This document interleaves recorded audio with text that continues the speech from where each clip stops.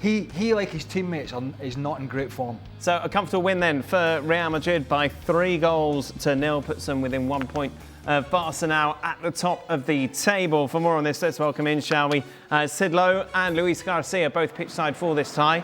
Luis, why don't Real Madrid play like this every time?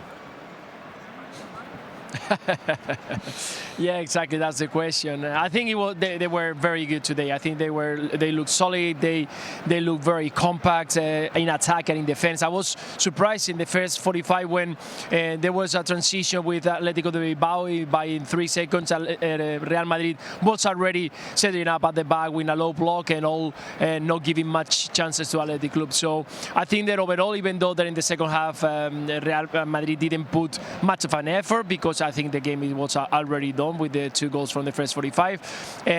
It was a very, very good performance, and yes, they have chance also to rotate, to give some rest some important players. Celta Vigo is next on Sunday, and then the big game against Manchester City. So a very good game, and yes, we hope to see more often these kind of performances, because they got the talent, but today I think they also brought that energy and determination that Real Madrid needs to have if they want to win trophy this season. Do you think Sid's cold? Sid looks cold. Looks like he wants to be anywhere else, which is a shame. Because I was interested in what Louis said. No, I don't think Sid was listening. I thought that was a statue. I was absolutely listening. And I think it's worth picking up on your question, Dan, and picking up on it from a literal point of view. You said, why don't Real Madrid play like this all the time? Now, play like this, I think you can read 2 ways. One is the level of the performance, how good it is. The other is the type of performance, the way they are actually playing. And I think part of the answer is that this isn't the way Xabi Alonso had planned to play. And yet what we've seen today, I think, is the product of a manager speaking to his players, realising that they're not, maybe, how do I put this, kind of not entirely committed to his approach. And so you go for a formation in which you've got the 2 guys up front, Vinicius and Mbappe, and you go long to them. And you go long and you go athletic, and you allow them to play the way that they want to play. Yeah, but one thing is that you want to play with 2 up front, 3 at the back, 4 in the middle. You can put any shape, and I think Xabi is been changing the whole season. It's about the commitment the players today, I think, was totally different. The energy from Elche, Girona, Rayo Vallecano, you didn't see it in the first 45 and a little bit in the second one. It's about the desire of from the first minute, go for it. Pressing high, putting energy, recovering. The first ball from Militao, he wants to just smash the player, not even bother about the ball. They wanted to show that they were here just to win the game, and so they did. Does this say more about Real Madrid, though, or more about Athletic Club? Because that was a really disappointing effort from the home side, was it not? I think it says something about both of them, and it definitely says something about Athletic Club, and we've seen it all season. And we were saying earlier, they are a team that create a decent amount of chances. They're a team that's fairly aggressive, but they're not as aggressive, they're not as intense as they were last year, and they just haven't been scoring goals. And there were a couple of moments today where they did get chances, and you just wonder, would the game have been different if they'd been able to take those 2 in the first half? One of them, of course, Courtois makes an absolutely amazing save. But I do think that, excuse me, that this is a reflection of how Athletic have been, and this is a team that are a Champions League team this year, but they knew that their squad was short, and they knew that playing in the Champions League and domestically, they weren't going to finish in a Champions League position this year. Right now, it looks like they struggle to finish in the top 7 or 8. Yeah, it's going to be tough to get in near Europe. They are, I think, 11 points from Champions League. Yeah. But the biggest concern, I think, and I saw it a couple of times, rubbing manager of Athletic Club, just rubbing his face and looking at, because of course Courtois did a couple of fantastic saves, then the game could have changed a little bit. For 15-20 minutes we saw a very good Athletic Club recovering and making Real Madrid make mistakes in that last third, but in the end you could see that he's missing a player who can capitalize those chances. I think the Guruceta is a very good player, did an option, but in the end you need players to finish those chances, and Athletic Club, we could have been here for another 2 hours and they wouldn't score a goal. Kylian Mbappe, the star of the show once again, Luis. How much is this about Xabi Alonso's tactics working for the Frenchman, or how much is this about Mbappe fully settling down now as the best Real Madrid player? Yeah, I don't think that Xavi is telling, listen, move here. When you're playing like that, you want something tangible at the end of it, don't you? As a team, it's not just about an individual. As a team, you want success. You know, Ronaldo's had it there. You know, Benzema, all these Modric and Kroos. There was La Liga titles, there was Champions Leagues. There was all this success to go with performance. And at the moment, the big question is his performance alone going to be enough to get them that success, to win the La Liga title, to really compete in the Champions League? Because that was better tonight, but what we've seen over the last couple of months isn't going to be good enough to win the Champions League. It might be good enough to win La Liga, might. And the question is, going forward, are we going to see more of this from Real Madrid, this kind of performance and continuation of Kylian Mbappe's form? And that's going to bring the team success at the end of the year? Or is it just going to be another great season for him and Real Madrid have fallen flat? I think that is one of the big questions that is still out there. Luis and Sid will say thank you very much. Big night ahead for you two with the early finish, isn't it? It's quite an early finish. Yeah, an early bird tomorrow. So yeah, we might might going to go find a restaurant for dinner. us. Dinner, something. We'll find Steak. somewhere. Yeah, we'll find something. Beautiful, hard life for you boys. Thank you very much. Just a reminder, La Liga continues, of course, this weekend. Two of the big boys are in action on Saturday as Barcelona away against Real Betis and Atletico Madrid, where Sid and Luis are at the moment, taking on Athletic Club. And then on Sunday, Real Madrid against Celta Vigo. That's at 2:30 Eastern on ESPN+. What a performance then from Leeds. Huge disappointment for Chelsea fans, especially when they take a look at the table. Look at the gap now between Arsenal and Chelsea. 9 points between the two. Of course, Chelsea were kind of declared as the title contenders after what we saw at the weekend. But of course, that defeat, along with City and Aston Villa winning, meaning the Maresca's side dropped to 4th in the table. Blooming heck, Craig, where this come from to Chelsea? They're 3 points behind Villa, who couldn't win a game at the start of the season. I thought they were excellent for the most part at the weekend against Arsenal. I think everybody did. So that's why it's almost a bigger disappointment now if you're a Chelsea fan, because you think, well, if we could do that against 10 men against Arsenal, what the heck are we doing today? What I don't get, and we just see this all the time now, a lot, is two of the best players that they've had, and certainly from the weekend, Neto, who's one of the most dangerous players. All right, Esteval is a youngster who does some brilliant stuff, but Neto has been consistently playing well for them. And Reece James, and I know he's had a lot of injuries, right? But not recently. He looks back to peak fitness, he looks sharp, he looks strong. He was playing in midfield against Arsenal and he was excellent.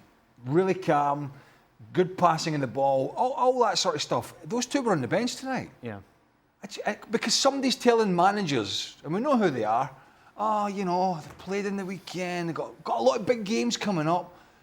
But you've got to put some momentum together. Yeah.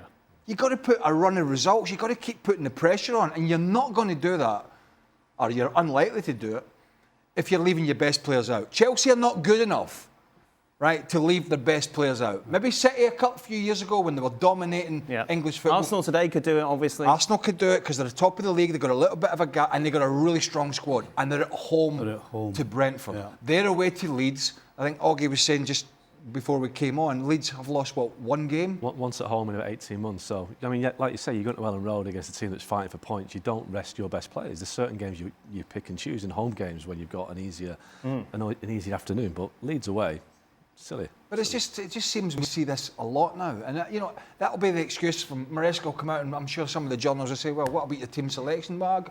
Listen, I've got a lot of games, injuries. When you play like how... So, Chelsea, they beat Burnley away. It wasn't a great game, but they ground that out. They were excellent against Barcelona. They were excellent against Arsenal with 10 men. As a player, you just want to keep going. You never really feel tired when you're winning. The tiredness only comes mentally when you're in this sort of losing, a bit like Liverpool, you know, who had a real struggle. So I just don't understand. And yeah, Caicedo wasn't available, but that's not the reason that they lost today. They just got outworked by Leeds and I think made at least too many changes. No team's going to be able to put a run of 12, 13 games together the way City did the last few years. When you keep continually changing the team every time it steps on the field. I was talking about standards that Chelsea set against Arsenal, but then they step on the field with changes up front, changes in the middle, albeit forced in the middle, and changes at the back. So how are you expected to keep your standards up when you're making all these changes? I mean, it makes no sense at all. And again, and I've said it a million times, how about you start Reece James and you start Neto, and then when you see them looking as though they're a little tired, then you take them off. Do it the other way. Don't bring them on for the last half an hour when it's too late and you're chasing the game. I mean, it's just, people talk to us about, oh, you're old school. Well, there's a lot of things that used to happen that were the right things and they worked. But all of a sudden, everybody's thrown them out the window, and this is how we do it now. Well, guess what? The way you're doing it now, particularly Maresca, it's not working. See, last season it was different because he had the Conference League, so what he would do, he would play his best players in the Premier League, and basically the other 12 or 13 would play in the Conference League, so that's how he was getting his games in. But now, obviously Champions League, you can't treat the Champions League like the Conference League, so he has to play all these players, and he's probably rotating too much, isn't he? There's no consistency there. Like at the weekend, Shalabrand Fofana against Arsenal at centre-half played really well. Changes it. Yep. Why he's doing it, I don't know, but he's probably thinking, well, I've got Christmas coming up, a lot of games, I've got a game at the weekend, game in the Champions League next week. He's just made the wrong call at the wrong time. Arsenal, meanwhile, loving life. Yeah. You've got a makeshift back four pretty much, but you go in, the squad is so full of confidence. They didn't look like losing today really at all, did they? Well, I think the key for Arsenal, when Mosquera went off injured, he puts on Timber at right back, so Ben White then goes from right back to centre half, and you don't even notice the join. But they're missing Saliba, they're missing Gabriel. They've got so much depth. I think they lack a bit of X factor, a bit of star quality in terms of what Chelsea have got, that explosiveness. But they're rock solid, and at every position, apart from maybe Odegaard in midfield, they've got cover for, and that's why the 5 points at the top of the league and looking really strong. And you've got Marina coming in, making an impact. They finally got their number 9, didn't they? I mean, I bet Gyökeres was sitting thinking, I wish I was getting some of those crosses. I mean, he did get one at the end against Chelsea that Timber took off his head. Yeah. But he does do a great job. He is against Chelsea in the first half. Nobody gave the ball away, I think, for Arsenal more than Moreno. And then he pops up with important goals, and he did again tonight. He's done a great job for Mikel Arteta. Look, it's theirs to lose, isn't it? Even this early in the season, it's theirs to lose. Can we just take a look at the Premier League table again, just to remind, like Chelsea, after the Chelsea game, we got, well, maybe they could push it, maybe they could do something. But it just feels like one result has completely changed that narrative. Yeah. I mean, to be fair, maybe we kind of got too excited about the performance Chelsea gave us against Arsenal, because we had been talking all season about how you can't really trust them. We know what they're capable of, but they don't always show it. And then they produce that performance against Arsenal, and you think, okay, they because of the problems that we know City have, that's why we've kind of not discarded them, but we know the problems. Okay, now we've got somebody who maybe we can hang our hat on, who can actually put some pressure on Arsenal, who can chase them, force them into doing things they maybe wouldn't do. But then they turn round, the manager picks the wrong team, the players that do play don't produce certainly the intensity was nowhere close to what it was against Arsenal. And so we're kind of back to where we started. Yeah, we're kind of picking and choosing who we think are the next title contenders. Manchester City, okay, sitting second, but we saw yesterday that vulnerability at the back. It's difficult to put an argument as to why consistently they're going to put a run together. Yeah, I mean, you look at Villa. I mean, Villa maybe, if Villa beat Arsenal at the weekend, then maybe Villa are back in it, but they've never been in it in the first place. So you wouldn't trust Villa to be the challengers. And Man City, like you say, unreliable at the back. And if Erling Haaland gets injured or misses any period of time, then who scores the goals? So for me, Arsenal are the best team, and I can't think of a league season like this in many years whereby the second best team has been so far off the best team. There's just not a direct challenger. There's nobody there that you can... I mean, the league is so poor this year that Liverpool and Man United could both qualify for the Champions League, which is crazy considering how they've had the season so far. I mean, we were sitting here, I don't know, 3 weeks ago, whatever it was, talking about City, and people were saying, well, you're talking about their defence, and their defensive record at the time wasn't that bad. Mm-hmm. And it wasn't. They were saying, well, but that's the last 3 or 4 games, that's gone out the window. It's completely gone out the window. I mean, they were hanging on against Leeds. 10. We lost 10 goals in the last 4 games. So, I mean, that... City could do business in January. A lot of clubs, I think, are looking at the window, but City they've got headroom to spend. They like Semenyo at Bournemouth. They like Elliot Anderson. I don't think... Semenyo's not a defender. How many? Didn't they do a lot of business last January? Yeah, and in the summer. And where are they? Where's Mamouche? They're all sat in the stand. How can you be in a position, a club like, over there? How can you be in a position, a club like Man City? You know you were losing some of your key fullbacks. You had the summer to address it. They're still playing Matheus Nunes at right back, and and Nico O'Reilly at left back. He's a very good player, but he's not a left back. No. You signed that Nouri from Wolves in the summer, I mean, I'm fed up saying this. He's a good footballer going forward. He can't defend. Well, what City have done, they've signed lots of players over the last 2 or 3 windows who haven't been as good as the ones that they replaced. Yep. Substantially different, you know, certainly in terms of De Bruyne and Reinders. But for me, they haven't addressed the Rodri situation. Rodri, to me, looks like he's really struggling to get over his injury. And they brought in Nico Gonzalez in January, hasn't done well. They were expecting Rodri to be back this season, and Rodri would have kind of locked the door in front of the defence. He's not fit, he's struggling, and that has left a real problem in the team. So I think if City can address that in the window, like I said, they like Elliot Anderson. I think £100 million for the midfield in January. I can't see Forest selling, but if they get something like that in, and Semenyo, then that would give City a bit of a But how boost. can That's you... going to be tough, though. Absolutely. You're talking about a Ballon d'Or winner. Who, Elliot Anderson?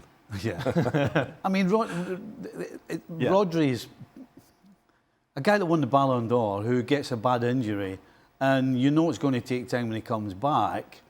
I mean, even...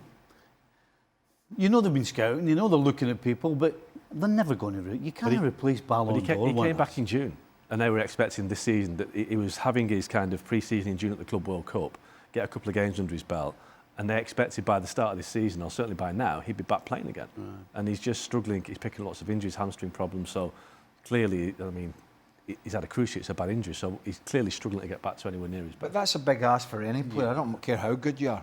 To come in and all of a sudden the back door's one player, the back line's protected. They knew the full-back position has been key for them, and key for them tactically as well, how he plays his full-backs. I mean, they're all doing it now. Most of them are copying him. Aye. But didn't even he say it, Guardiola, that, you know, if you look at Arsenal, for example, we look at their back line, yeah, their full-backs were wanting to get forward. But ultimately, you could argue, certainly Calafiore is a centre-back.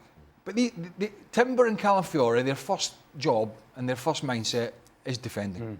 Everything else is a bonus after that. And I think that's the right mentality to have. Guardiola seems to have the opposite. Whereas he wants these attacking players and the full-back position, and it's leaving the rest of the other two centre-halves exposed. I mean, how can you be 5-1 up? I mean, you know, Fulham, to be fair, had only lost, I think, 4 goals. So the fact that City scored the amount they did is kudos to them. But you're 5-1 up and then you're hanging on at the end of the game. I mean, what does that tell you? Liverpool 1, Sunderland 1. Steve Nicol. Well, that was a struggle.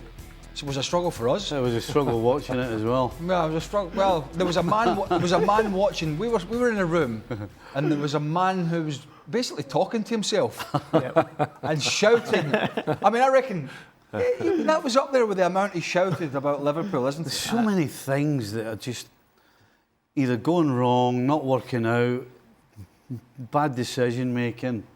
What's your top 3? Top 3, oh my goodness. Can I give a suggestion?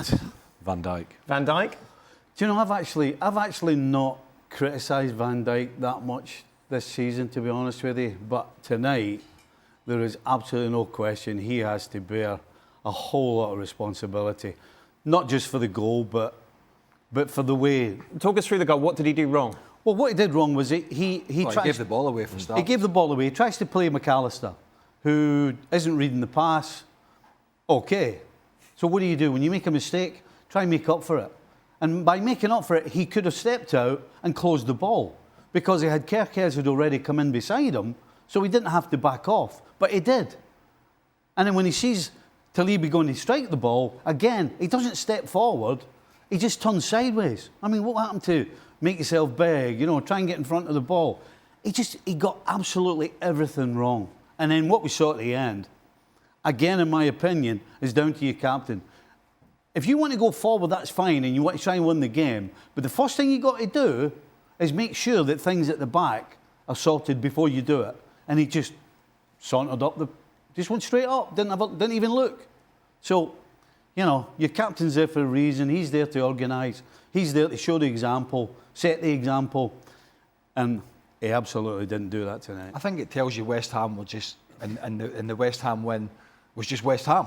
It was not Liverpool being great, and I think Stevie said that at the weekend. It was hard to judge because West Ham are very poor. He does everything wrong. Pass, doesn't close it down, and turns his back like a coward. I'm fed up. I'm fed up of sitting here And it's Mo Salah who's not played well. Florian Wirtz, he can't find his feet. Alexander Isak, he's not. Ekitike, the midfield, the dynamics change. He's the barometer of what's wrong this year. He's supposed to be the leader, both, by what he does on the field and how he manipulates the back line and talks to people. All he's done all season is throw Kerkez under the bus, who didn't play, throws his arms up in the air. He's making as many mistakes as any other player. They're not always as high profile as Kanate or anybody else, who've all made mistakes. But Van Dijk, every game you could watch him and go, what's he doing? Why is he doing that? Why is he doing? And that tonight, you got the PSV game, the hand. Mm-hmm. I was pushed. You weren't pushed. It's just absolutely crazy. And he seems to be coming out of it relatively unscathed, and it's everybody else's fault. But for me at the back, he has been as bad as anybody else. And I think that goal and the way that he refused to close it down and the fact that he turned his back is the epitome of his performances this season. I think what it is with Van Dijk, I think he realises that he's not as mobile as he was. He can't turn like he used to be able to. And I think centre forwards and forwards are now attacking Van Dijk, know they can get some joy there. I think he knows he's got his shortcomings and he's expecting everybody else to protect him, to kind of alleviate those shortcomings. And when they don't, or when there's mistakes made, he's blaming them first and foremost for kind of exposing him rather than exposing the team. And it's kind of creating that uncertainty all through the team. And like you say, he's the leader, he's the focal point, and he's nowhere near what he was. But I think also they're not working hard enough as a team. You've got Alexander Isak up front, or Salah when he plays.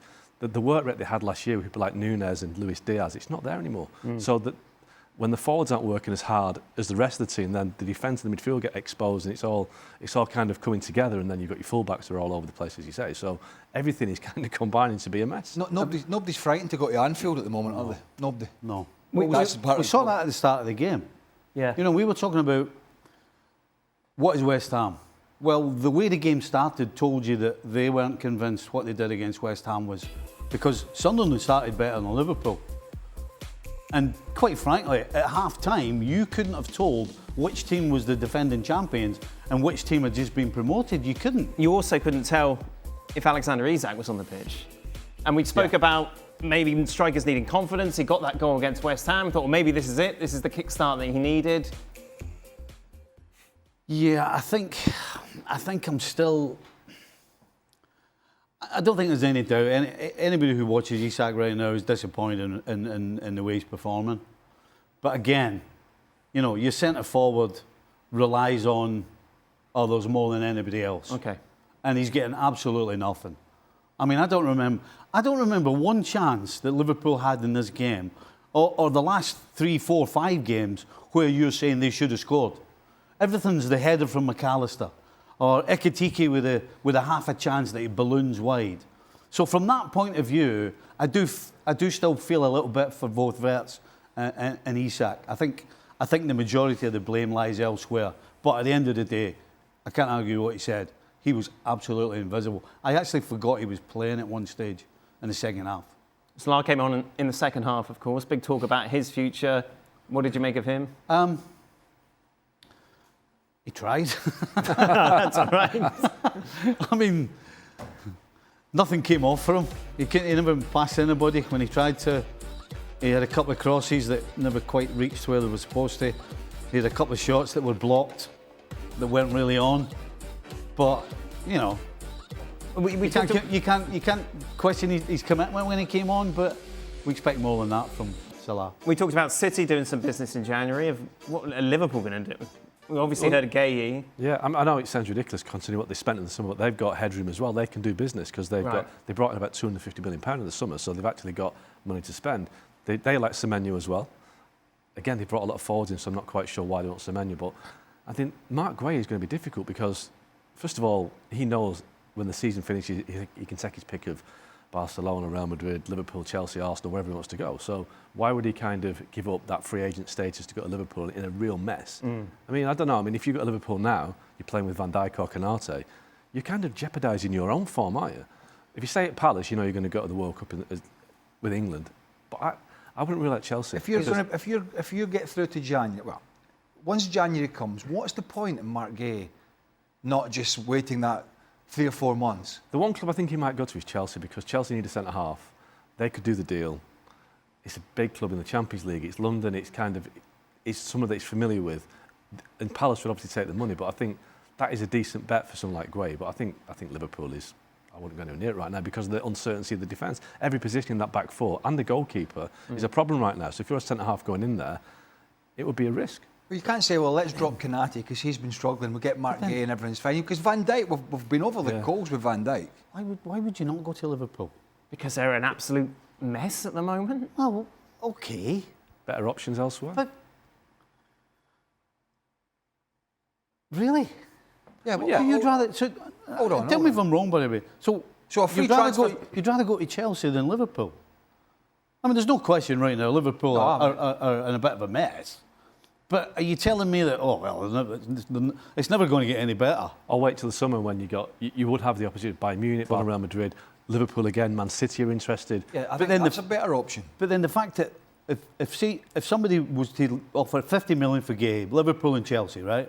And Crystal Palace decided they were going to do it. I mean, there's uncertainty over the manager apparently. So if you're Gay, you go, well, why can't I go now? Would you take Chelsea over Liverpool? No, I wouldn't. I'd go to Liverpool, but I'd also be worried. Why would you go to Liverpool ahead of Chelsea? Well, although they've struggled this season, they should be a much better team. They should have. Chelsea are world champions. Yeah. Right. How's that liver? But I'm quite surprised you're so dismissive of Chelsea because if you were going to go in January, Chelsea have got more Well, it's chance. not dismissive. It's just. I'm putting this down as a blip for Liverpool. Right? Chelsea have yet to convince anybody. Right. Club World Cup, UEFA Conference, nobody cares because, as Augie said, he was playing the second team for the most part. If we But I don't quite understand how you say it's just a blip. If you've got Van Dijk getting older, but you've been very critical of him. I'm saying Salah's going to leave. So would Isak have gone to Chelsea instead of Liverpool? But if he had a choice? It's a completely different conversation now. No, it's not. Of course it is. Oh, so wait, because of 4 months? Yes, because of 4 months and the way in which the team. One of the things that would worry me about Liverpool if I was going in there at the moment would be the manager. Who will be the manager? Exactly. You know, if I'm signing for somebody and he doesn't turn it around... It's not going to be you know what I mean? It's not like you're going in and going, oh, Dan Thomas is going to get a Liverpool job, I'm not going there. It's going to be somebody of repute. Really? Yes. Ange, big Ange. Big Ange, well. And you're done. But aren't you all about, like, who's more likely to win the Champions League this year? It's Chelsea over Liverpool, isn't it? Surely if you're a player, you're looking at short-term goals? Why would you look at You're not looking at short-term goals. You're looking at your career and you're thinking, right, OK, Liverpool just won the Premier League, not long ago won the Champions League. They've just bought Isak, they've just bought Wirtz, they've spent all that money. They've still got more money to spend. I mean, really? You're going to take Chelsea over Liverpool? Chelsea won the Champions League since Liverpool, and they were World Club champions.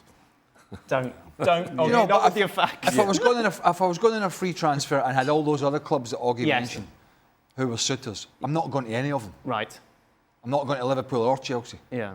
I'm going to Bayern Munich, I'm going to Barcelona, I'm going to Real, whoever it is. If those clubs were really in the hunt for him as a free transfer, that's where I'm going. And it's a free transfer element as well, isn't it? Because that is a huge thing for football. I mean, even though they earn multi-millions, the fact you can go as a free transfer, you get the signing on fee, there's no fee involved, that is a big deal. And especially if you've got such an array of clubs that want you. Is that a little beef between the managers there? Oh, I didn't see it. Yeah, the handshake. It seems to me a lot of managers have you to notice. a fine eye for these things, Daniel. It seems to me, though, the way Unai Emery was talking to him, quite a few managers have a beef with the Brighton manager. I don't know if he rubs people up the wrong way. He's young.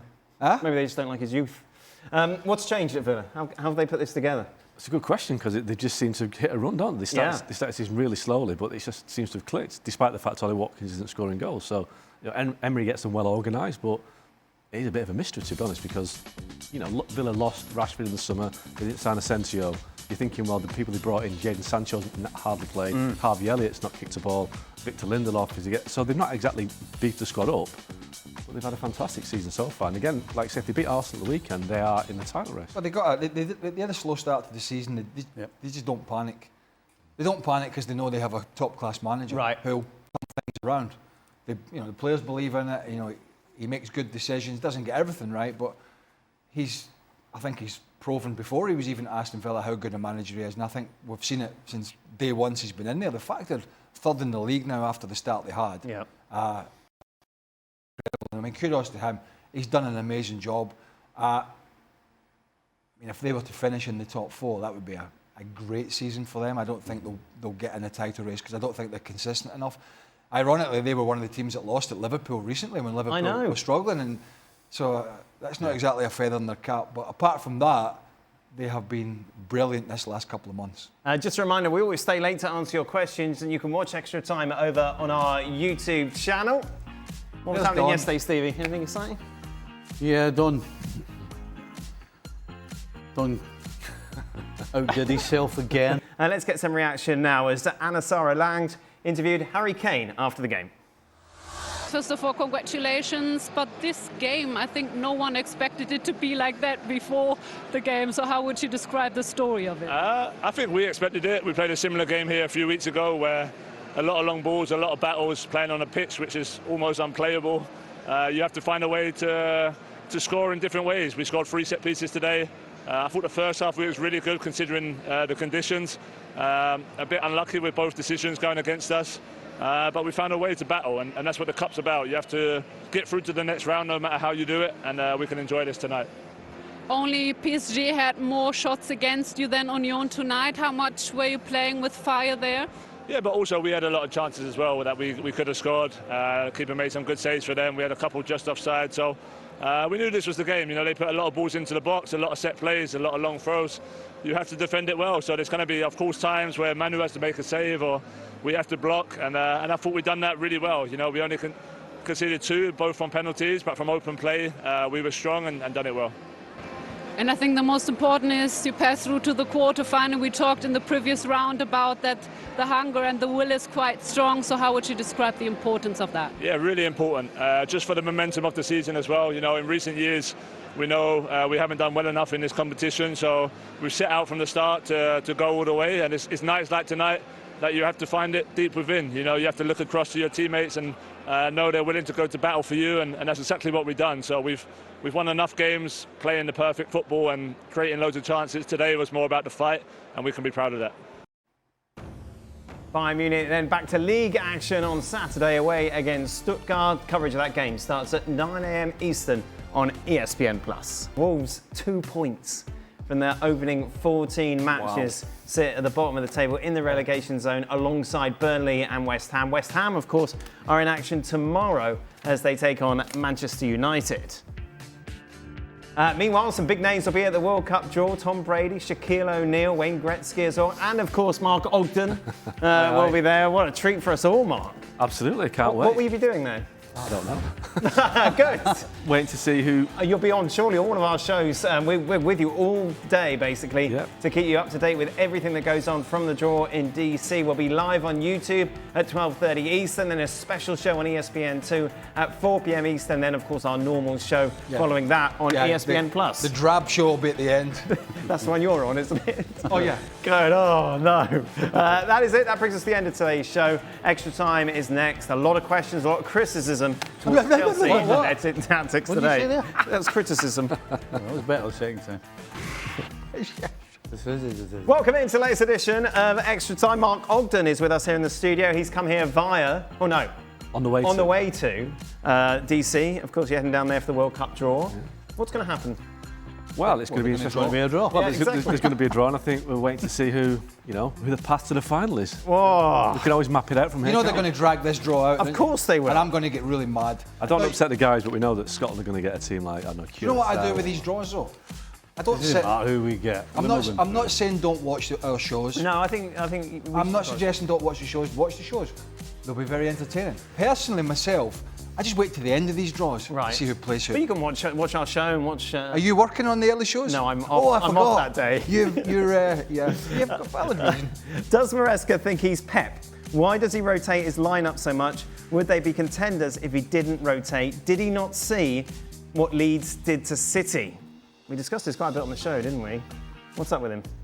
Like I said, he's got a lot of players and he has to give them games. And he just picked the wrong game at the wrong time to change the squad. He made too many changes and he brought in players that hadn't played enough. I think that's all it is. He probably misjudged Leeds a little bit. Yeah. You know, Leeds are struggling, but they are very good at Ellen Road. Yeah, that's the thing. Do you think he took Leeds for granted slightly? I think when you do make some changes, you're looking at teams who you perceive to be weaker. But stealing Mark Ogden's stat on Leeds, which I forgot, one home loss in 18 months? Something like that, yeah. Something like that. Yeah, no, it's right. well, since the start of last season, the Championship. That's a no. Yeah, no, I find that hard to believe. Tottenham beating the season, that was it. They've got a really good record at Ellen Road. So. Hang on. Chelsea got outplayed, Stevie, and outworked in every facet of the game today. As a coach, what's the message to your team after a match like that? Well, it depends if you perceive it to be their fault or your fault. If he's sitting thinking, I picked the wrong team, I made the wrong changes, then you spin it in a way that you're not pointing the finger at the players, without letting them off. But you spin it in a way that you're kind of taking the blame, not them. Right. Yeah. I'm just saying if we got anything that he said after the game. Did you ever pick the wrong team? Only had 11 to pick from, to be fair. I didn't have a squad. I had no choice. Mark, does Manchester United really have an interest in Pulisic? And is it mutual from Pulisic's camp? They had an interest around 3 years ago when he was on the way out of Chelsea. Looked at it, didn't pursue it. What United need right now, what they're saying, they want are two midfielders and some wing backs. And I don't think he fits any of those kind of criteria. He's 27, so the age profile is probably beyond United. And also, he's got 18 months in his contract at Milan, so it sounds like a bit of a ploy by somebody close to Pulisic to get him a new contract to say that, watch out Milan, Manchester United want your player. So I'd be very surprised if he ends up at Old Trafford. Are you banned from United at the moment, or how is it? What's your relationship like with United at the moment? It's fine at the moment, yeah, I'm not banned. But listen, there's no point in going to United these days because they're not playing for the titles and the trophies, so it's kind of hard to get a game that matters then. Wow. I'm being told that Leeds have lost twice in the last 2 months. Really? At home. Who's the second time, too? Aston Villa and Tottenham. I said something like that. What's the point? And he went on your coattails as well. We said it on the show. Oggy, it feels like a serious question now. Will United finish above Liverpool in the table? Well, if they beat West Ham on Thursday, they go tomorrow. Yeah, is it 3 points? 2 points? No, they won't. No, but Liverpool have got much more firepower, much more proven players, and United, as we saw against Everton last week, they are quite flaky, and they've got a lot of big players leaving for the African Nations next, or later this month. So I think United will finish top 6, 7, but Liverpool will finish top 4. Why are people obsessed about finishing above Liverpool? Well, because it's got a big rival, isn't it? United, Liverpool. If Liverpool finish 8th, yes, 7th or 8th, yes, and you finish one above them, well, it cushions the blow, isn't it? Not really. No, how can it cushion the blow when you've been so bad for so long? I think if you're just grasping for any sort of optimism, then you would hang it on that. No. The big sign of progress for Man United, if they're going to measure themselves by other clubs, is finishing above Man City. They haven't done that since Ferguson left. Okay. So that's the measuring stick, not Liverpool. What were you giggling at? Well, she's fans. That's like who was saying earlier on. We were in the room with Rangers and Celtic. How the fans just beat Rangers. Right. Celtic fans just beat Rangers. Almost like it doesn't really matter about anything else. Okay. That's kind of. The person who's asking the question is clearly a Man United fan and just wants to beat Liverpool, wants to be above them. All right. That's what I'm laughing at. Do you think Liverpool will finish above Manchester United? I absolutely don't know right now, I can be honest. Wow. They should, because their potential is way bigger than Man United. But Man United are picking up points, and Liverpool are struggling to pick up points. Dan, which one of the boys are you more... crikey. Long day. One of those big words again. Dan, which one of the boys are you more deliberately annoying to? I don't think I'm annoying to. I think I'm the same to everybody. Correct. Yeah. It's just some people get a little bit more wound up about it. Exactly. For Craig, have you ever had an embarrassing mistake like the New York Giants kicker did on Sunday by completely missing the ball? Yes. Here we are, FA Cup semi-final. I didn't miss the ball. No, but you passed it to David Beckham and he scored. Yeah, but it was a very good pass. I may have been going in the wrong direction. Oh, what instant were you thinking of? Oh, I had a missed kick at Celtic once. Did you? I overlapped one of the lads, and I towed it with my left foot as I was about to whip it in. Brilliant. And I completely missed it, and as I was running back, the whole bench were just killing themselves laughing. I had one at your place. Oh yeah, Old Trafford. Wait, take a quick corner. Kick the corner flag instead of the ball. Yes. You know, when the funny thing is, at the time, you think nobody maybe noticed that. You're right. Yeah. You're right. Dennis Wise did that at Hillsborough, Sheffield Wednesday. Right. And then he kicked the corner flag and the ball just moved, and then he tried to shield it. But people were coming over. Crazy. Oggy, what's the most embarrassing thing you think you've seen over the years? Oh dear me. Well, you watch a lot of Man United, so I suppose that's, yeah, exactly. Pretty Yeah, much yeah. I've seen some pretty bad ones. Yeah, some penalty shootouts are always.